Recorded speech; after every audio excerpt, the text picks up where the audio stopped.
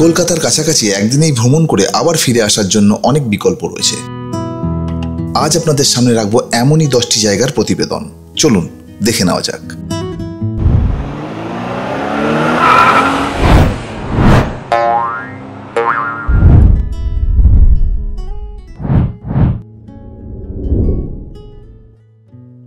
গড় মান্দারণ। হুগলির গোঘাটের মান্দারণ এলাকায় এই পার্কটি অবস্থিত। কয়েক বছর ধরে পর্যটন কেন্দ্র হিসাবেও বেশ জনপ্রিয়তা লাভ করেছে এই জায়গাটি। রামকৃষ্ণ পরমহংসদেবের জন্মভূমি কামারপুকুর থেকে গড় মান্দারণের দূরত্ব 3 কিলোমিটার। নিলিবিলি শান্ত পরিবেশের মাঝে শুধু হাওয়ার সনসন শব্দ বয়ে যায় এই পার্কে। প্রায় 200 একর জমির ওপর গড়ে উঠেছে এই পর্যটন কেন্দ্র। শাল, শিমুল, পিয়াল, সেগুন দিয়ে ঘেরা মান্দারণের জঙ্গল। সারা বছরে অনেকে পিকনিক করতে আসেন এই স্থানে। গোটাটাই যেন রং তুলি দিয়ে ক্যানভাসে আঁকা ছবি। গড় মান্দারণে একটি দুর্গের ধ্বংসাবশেষ রয়েছে। 60-এর দশকে হুগলি জেলার জাহানাবাদ, বর্তমানে আরামবাগের কালেক্টর হয়ে আসেন ঋষি বঙ্কিমচন্দ্র চট্টোপাধ্যায়। তার প্রথম ঐতিহাসিক উপন্যাস দুর্গেশ নন্দিনী এই মান্দারণের দুর্গকে ভিত্তি করেই রচনা করেছিলেন। এখানে পঞ্চদশ শতাব্দী পর্যন্ত হিন্দু রাজ ছিল। গড় মান্দারণের অধিপতি গজপতি সিংহকে পরাজিত করে মুসলিম রাজ প্রতিষ্ঠা করেন ইসমাইল গাজী। পরবর্তীকালে এক চক্রান্তে তার মৃত্যু হয়। গড় মান্দারণে গিয়ে সময় কাটানোর জন্য রয়েছে কটেজের ব্যবস্থা, তবে এই কটেজে রাত্রিবাস করা যায় না। পিকনিক স্পট হিসাবেও এই জায়গাটি বেশ জনপ্রিয়। শিশুদের বিনোদনের জন্য রয়েছে চিলড্রেন্স পার্ক। এই মরশুমে আপনি যদি একবেলার জন্য কোনো পর্যটন কেন্দ্র থেকে ঘুরে আসতে চান, তাহলে আপনার জন্য পারফেক্ট হলো গড় মান্দারণ। কিভাবে আসবেন?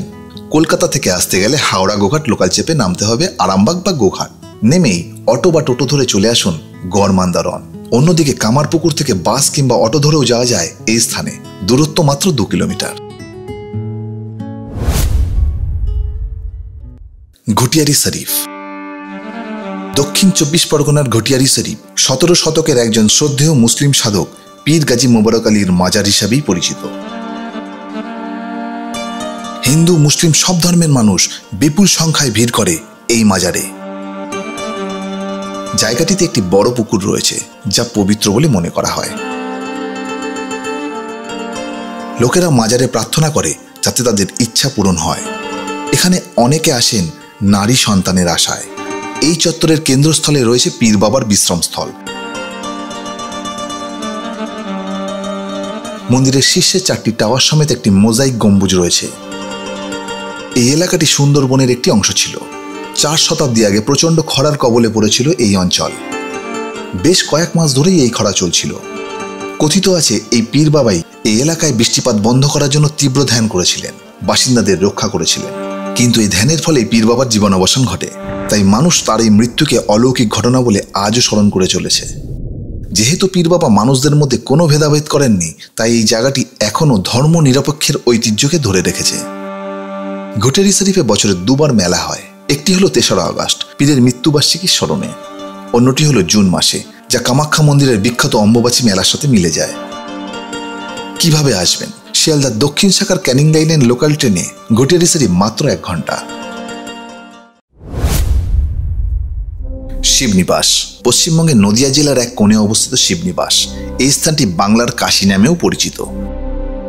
এখানে মহারাজ কৃষ্ণচন্দ্র নির্মিত 3টি মন্দির এখনও টিকে আছে। তাদের মধ্যে একটি মন্দির হল এশিয়ার 2য় বৃহৎ শিব মন্দির। 1754 সালে নির্মিত শিব মন্দিরগুলির মধ্যে একটি রাজরাজেশ্বর মন্দির নামে পরিচিত। চূর্ণী নদী শান্তভাবে বয়ে চলেছে। এর জলের পরিমাণ বর্ষার বৃষ্টির ওপর নির্ভর করে। আশেপাশে অঞ্চল থেকে বহু তীর্থযাত্রীরা এখানে আসেন পুরাতন শিব মন্দিরগুলির দেবদেবীদের শ্রদ্ধা জানাতে, যা 18 শতকের মাঝামাঝি সময় মহারাজ কৃষ্ণচন্দ্রের দ্বারা নির্মিত। মহাশিবরাত্রির উৎসবের সময় এখানে একটি বিশাল মেলা হয়। শীতকালে নদীর পাড়ে পিকনিক করতে ভিড় করে বহু পর্যটক।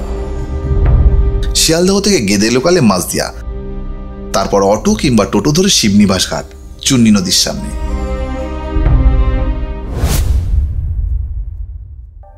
পারমদন অভয়ারণ্য। এই অভয়ারণ্যটি 64 একর জমি জুড়ে অবস্থিত।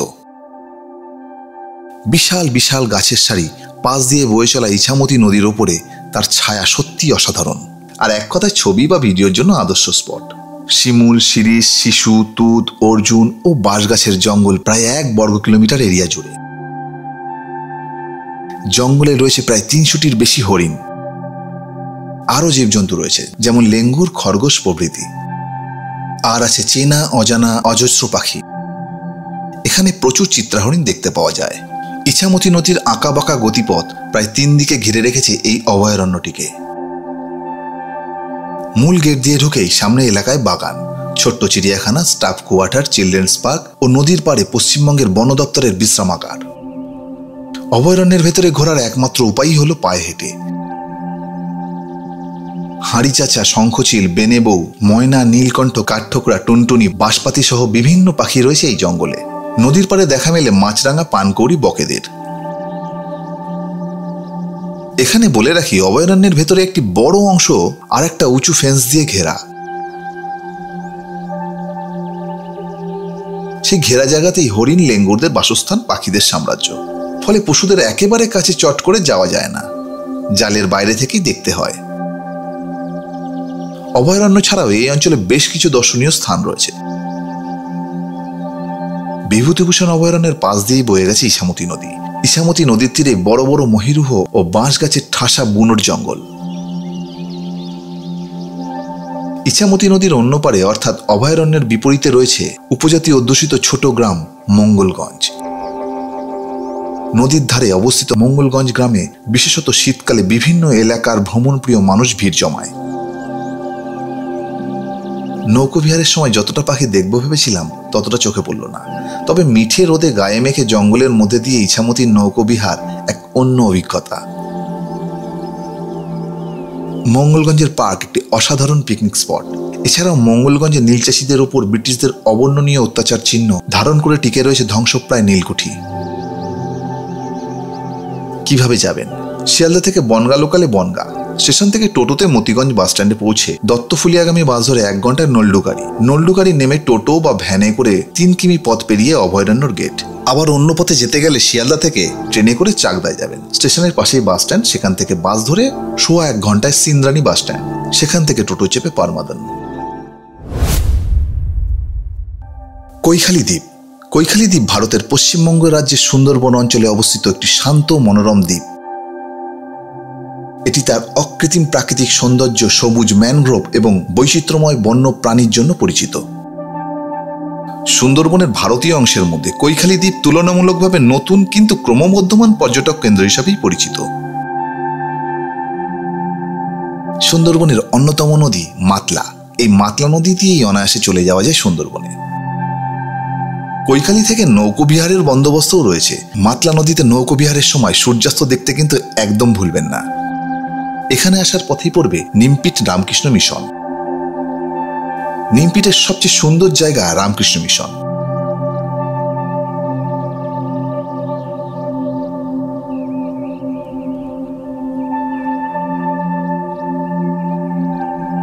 কৈখালী দ্বীপে ট্যুরিস্টদের থাকা খাওয়ার বন্দোবস্তও রয়েছে।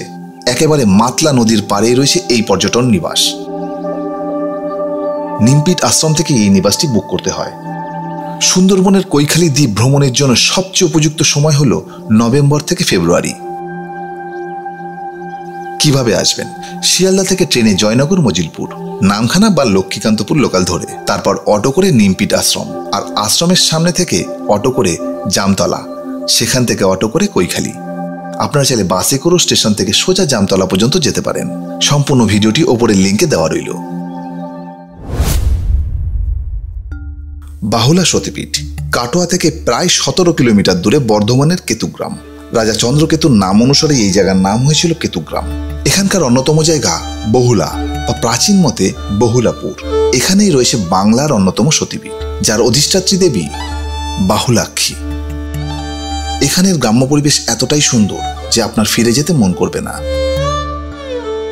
কথিত আছে মা সতীর বামবাহু পড়েছিল এই কেতুগ্রামেই। ভগবান শ্রী বিষ্ণু সুদর্শন চক্রের আঘাতেই পড়েছিল সতীর বামবাহু। সেই থেকেই এই সতীপীঠের নাম হয় বাহুলাক্ষী। অনেকে যাকে ডাকেন বাহুলা সতীপীঠ নামেও। এখনো প্রাচীন মতে পাহারা দিয়ে চলেছে এক জটাধারী সাধু। রাতের বেলায় শুনতে পান তিনি মায়ের নুপুরের শব্দ। এই স্থানটি কাটোয়ার কেতুগ্রামে অবস্থিত মরাগাম সতীপীঠ নামেই পরিচিত। ঈশানী নদীর কোলে এক মায়াবী বনে লোকচক্ষু আড়ালে অবস্থিত।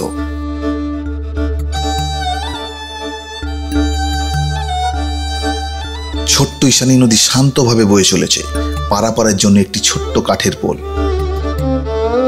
তারপরেই রয়েছে শান্ত স্নিগ্ধ সবুজে ঘেরা বাহুলাক্ষী মন্দির। এখানে সারা বছর ধরে বিবিধ অনুষ্ঠান পরিচালিত হয়, যেমন নবরাত্রি, কালী পুজো, বসন্ত পঞ্চমী, বহুলা অষ্টমী। আপনি চাইলে এখানে ঘর বুক করেও থাকতে পারেন। এর বিস্তারিত ভিডিওটি ওপরের লিঙ্কে দেওয়া রইল। এখানে আপনারা কিভাবে আসবেন? শিয়ালদা অথবা হাওড়া থেকে ট্রেনে কাটোয়া, আর কাটোয়া স্টেশন থেকে বাস ধরে কেতুগ্রাম, আর সেখান থেকে টোটো ধরে বহুলা সতীপীঠ মরাঘাট। একদিনেই ঘুরে নিন রাখাল রাজার মন্দির। পশ্চিমবঙ্গে এমন বহু বৈষ্ণব সিদ্ধপীঠ আছে যেখানে ঐশ্বরিক লীলা কাহিনীর পর কাহিনী বুনে গিয়েছে। এমনই এক সিদ্ধপীঠ হল পূর্ব বর্ধমানের কালনার রাখাল রাজা মন্দির। এই মন্দির তৈরি হয়েছিল এক সিদ্ধ বৈষ্ণব পুরুষ রামকানু গোস্বামীর মাধ্যমে। কালা পাহাড়ের ভয়ে তিনি বিগ্রহ এবং পরিবার নিয়ে নদিয়া থেকে কালনায় পালিয়ে এসেছিলেন। জায়গাটা সেই সময়ে বন জঙ্গলে ভরা ছিল। কথিত আছে রামকানু গোস্বামী বাকসিদ্ধ ছিলেন। অজান্তে তারই দেওয়া অভিশাপে 3 দিনের মধ্যে মৃত্যু হয়েছিল তার নিজের ছোট ছেলের। এই মন্দিরটি রাখাল রাজা মন্দির নামে পরিচিত হলেও এখানে রয়েছে গোপীনাথের বিগ্রহ, যা গোস্বামীদের পরিবারের বিগ্রহ। এর মধ্যে ছোট বিগ্রহটি প্রয়াত ছোট ছেলের নাম অনুযায়ী ওই সিদ্ধ বৈষ্ণব সাধক দেন রাখাল রাজা। পরবর্তীকালে এই মন্দিরের খ্যাতি বাড়তেই থাকে। ফলত ব্রজপুরের দেবীগোপাল পাজা নামে এক ভক্ত বড় আকারে মন্দিরটিকে বানিয়ে দেন। মন্দির প্রাঙ্গণেই রয়েছে ওই বৈষ্ণব সিদ্ধ পুরুষ রামকানু গোস্বামীর সমাধি। গাছ গাছরা দিয়ে ঘেরা এখানকার প্রাকৃতিক পরিবেশ কিন্তু খুবই মনোরম। কিভাবে যে একটা দিন কেটে যাবে তা বুঝতেই পারবেন না। কিভাবে আসবেন? শিয়ালদা বা হাওড়া থেকে বর্ধমান লোকাল ধরে আপনারা বৈচি স্টেশনে নামবেন। সেখান থেকে টোটো করে তালার মোড়, তারপর টোটো করে গোপালদাসপুর, রাখাল রাজা মন্দির। এরপর রয়েছে পুরুলিয়া। পুরুলিয়ার পাহাড়ের কোলে অবস্থিত বরন্তী একটি উন্নয়নশীল পর্যটন কেন্দ্র, যেখানে একদিনে ঘুরে আসা যায় বরন্তী পাহাড়, গড়পঞ্চকোট, জয়চণ্ডী পাহাড়। একটি বিশাল জলাধার সহ বরন্তী লেক পাহাড়ের কোলে অবস্থিত। সূর্যাস্তের সময় রত্রি সূর্যের আলো জলে প্রতিফলিত হয়ে মাঝে মাঝে রং পরিবর্তন করে জলের ওপর। বিকালের পড়ন্ত আলোয় মুরাডি পাহাড়ের প্রতিচ্ছবি ভাসে বাঁধের জলে। মুরাডি স্টেশন থেকে বরন্তী 6 কিলোমিটার। বরন্তী থেকে গড়পঞ্চকোট মাত্র 12 কিমি। গড়পঞ্চকোট জায়গাটি পর্যটকদের কাছে বর্তমানে বেশ জনপ্রিয়তা লাভ করেছে। প্রাকৃতিক সৌন্দর্য তো অবশ্যই আছে, তার সাথে 1700 শতকের বাংলার বর্গী হামলার প্রাচীন ইতিহাসের এক অদ্ভুত মেলবন্ধন সৃষ্টি করেছে এই স্থানটি। এলাকা জুড়ে ছড়িয়ে ছিটিয়ে থাকা কয়েকটি মন্দির রয়েছে, যার মধ্যে প্রধান হল পঞ্চরত্ন মন্দির, যা সম্প্রতি মূলত সংস্কার করা হয়েছে। রাজবংশের রাজারা ছিলেন রাজপুত, যারা শক্তি ধর্মের বিশ্বাসী ছিলেন। তবে মন্দিরগুলি দেখে বোঝা যায় পরবর্তীকালে বৈষ্ণব ধর্মের প্রতি তাদের ঝোঁক প্রতিফলিত হয়। এটি সম্ভবত 16 শতাব্দীতে চৈতন্য মহাপ্রভুর প্রভাবের কারণেই হয়েছিল। বরন্তী থেকে প্রায় 21 কিলোমিটার দূরে জয়চণ্ডী পাহাড়। সত্যজিৎ রায়ের পরিচালিত হীরক রাজার দেশে সেই ছবিতে উদয়ন পণ্ডিত পালিয়ে গিয়ে এক রুক্ষ পাহাড়ের গুহায় আস্তানা গেড়েছিলেন। সেখানেই গুপি বাঘার সঙ্গে দেখা হয়েছিল তার। অনেকেই হয়তো জানেন না এটি হলো সেই পাহাড়টি, যেটি পুরুলিয়ার রঘুনাথপুরের জয়চণ্ডী পাহাড় নামেই পরিচিত। জয়চণ্ডী পাহাড়ের উচ্চতা প্রায় 509 ফুট। পাহাড়টি ছোট নাগপুরের মালভূমিরই অংশ। পাহাড়ের ওপরে রয়েছে একটি জয়চণ্ডী দেবীর মন্দির। 500টিরও বেশি সিঁড়ি ভেঙে ওপর উঠতে হয়। পাহাড়ের ওপর থেকে প্রকৃতির দৃশ্য অপরূপ।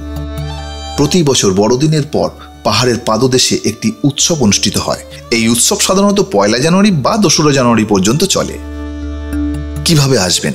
হাওড়া থেকে আসানসোল, সেখান থেকে আদ্রাগামী লোকাল ট্রেন ধরে মুরাডি, সেখান থেকে অটো, টোটো কিংবা গাড়ি বুক করে আপনারা ঘুরে নিতেই পারেন পুরুলিয়ার এই অঞ্চলগুলি। একদিনেই ঘুরে ফিরে আসতে পারেন শান্তিনিকেতন থেকে। শান্তিনিকেতন একটি ছোট্ট শহর, যা পশ্চিমবঙ্গের বীরভূম জেলায় অবস্থিত। লালমাটির দেশে সবুজে ঘেরা এক প্রতিষ্ঠানের নাম শান্তিনিকেতন। এই শান্তিনিকেতনে রবীন্দ্রনাথ ঠাকুরের বাড়ি ছাড়াও রয়েছে দর্শন ভবন, চীনা ভবন, সঙ্গীত ভবন, কলা ভবন, ছাতিমতলা, নন্দন আর্টস গ্যালারি। এছাড়াও রয়েছে কোপাই নদী, সোনাঝুরি হাট, খোয়াই। এই কোপাই নদীকে ঘিরেই রবীন্দ্রনাথ ঠাকুর লিখেছিলেন বহুল প্রচলিত কবিতা বৈশাখ মাসে তার হাঁটু জল থাকে। শান্তিনিকেতনে আরও আকর্ষণ বাড়িয়ে তোলে পৌষ মেলা, জয়দেব কেন্দুলি উৎসব আর বসন্ত উৎসব। বহু পর্যটকের সমাগম হয় এই উৎসবগুলিতে। শান্তিনিকেতনে ঘোরার ভালো সময় হলো শীতের আমেজে নভেম্বর থেকে ফেব্রুয়ারি আর দোলের সময়। শিয়ালদা অথবা হাওড়া থেকে বহু ট্রেন পেয়ে যাবেন শান্তিনিকেতনে যাওয়ার। তারপর টোটো বা গাড়ি বুক করে আপনি ঘুরে নিতে পারেন গোটা শান্তিনিকেতন।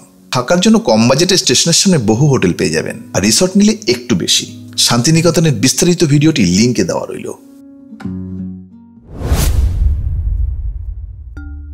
টাকি, যারা একদম নিলিবিলি জায়গা পছন্দ করেন তাদের জন্য টাকি হলো সেরা জায়গা। নদী গাছপালা তো রয়েছে, তার সঙ্গে সুন্দরবন না গিয়েই উপভোগ করতে পারেন মিনি সুন্দরবনের মজা। টাকিতে একটি ছোট্ট ম্যানগ্রোভ বন রয়েছে যা মিনি সুন্দরবন নামে পরিচিত। এখানে সুন্দরী ও গোলপাতা গাছ দেখতে পাওয়া যায়। বনের মধ্যে একটি ক্যানোপি ওয়াকপাথ তৈরি হয়েছে, যেখান থেকে বনের ভেতরের দৃশ্য উপভোগ করা যায়। সীমান্ত এলাকায় যাওয়ার জন্য ফটো আইডি সাথে রাখতে হবে। বাংলাদেশকে কাছ থেকে দেখার স্বপ্ন পূরণ হয়ে যাবে আপনার। ইছামতি নদী আপনার মন ভালো করে দিতে বাধ্য। উপরি পাওনা একাধিক রাজবাড়ি, ইকো পার্ক, নৌকো ভ্রমণ সহ আরো কত কি। আপনারা একদিনে এখান থেকে ঘুরে আসতেই পারেন। নাইট স্টে করতে গেলে রাজবাড়ি ঘাটের সামনেই পেয়ে যাবেন 1000 থেকে 2500 টাকার মধ্যে অনেক হোটেল। শিয়ালদা থেকে হাসনাবাদ লোকাল ট্রেনে করে পৌঁছে যান টাকি রোড স্টেশন। সেখান থেকে অটো, টোটো বা ভ্যান রিক্সা করে ঘুরে নিন পুরো শহরটিকে। আপনারা চাইলে বাসে করেও আসতে পারেন। কলকাতা স্প্ল্যানেড থেকে টাকির উদ্দেশ্যে বহু বাস ছাড়ে, আর গাড়িতে আসতে চাইলে 3 থেকে 3.5 ঘন্টা সময় লাগে। সায়েন্স সিটি থেকে ঘটকপুর হয়ে টাকি প্রায় 75 কিলোমিটার। এই ছিল আজকের ভিডিওটি কেমন লাগলো অবশ্যই কমেন্ট করে জানাতে ভুলবেন না।